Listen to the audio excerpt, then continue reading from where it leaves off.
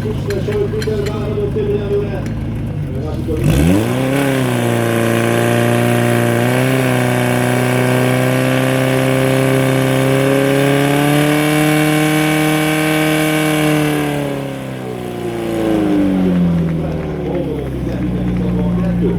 Nagyon szép volt a tisztávolás, pár méter játszott elő a jobb oldalról, és remélhetően sor lett volna. Tehát ez is szép eredmény, 18,96-tal zárták a tényleg lányok tisztávolást. Takže Michal ženy s výsledným časom 18,96 na pravej strane lavicu, veľmi pekných 17,62.